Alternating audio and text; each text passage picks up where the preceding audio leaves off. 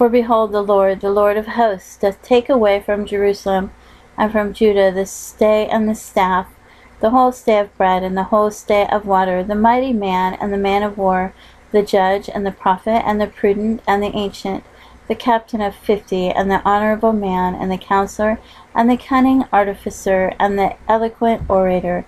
And I will give children to be their princes, and babes shall rule over them. And the people shall be oppressed, every one by another, and every one by his neighbor. The child shall behave himself proudly against the ancient, and the base against the honorable.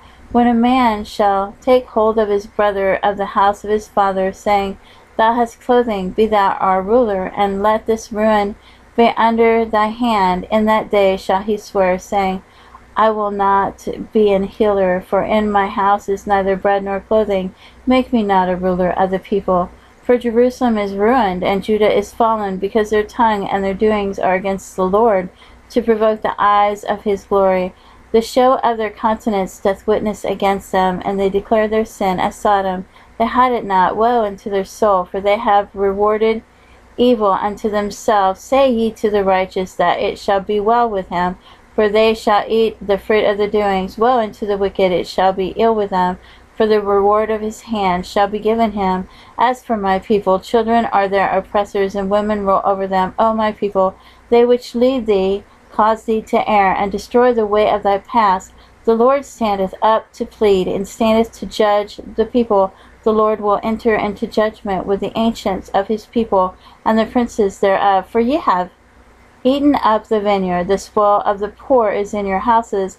What mean ye that ye beat my people to pieces, and grind their faces of the poor, saith the Lord God of hosts? Moreover, the Lord saith, Because the daughters of Zion are haughty, and walk with stretched forth necks, and wanton eyes, walking and minced as they go, and making a tinkling with their feet, therefore the Lord will smite with a scab the crown of the head of the daughters of Zion, and the Lord will discover their secret parts.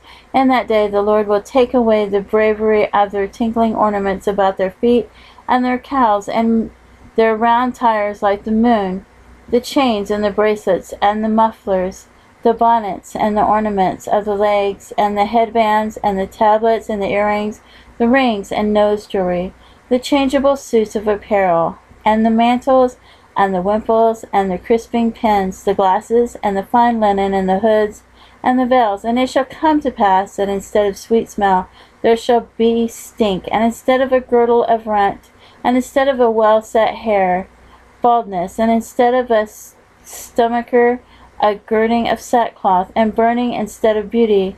Thy men shall fall by the sword, and thy mighty in the war.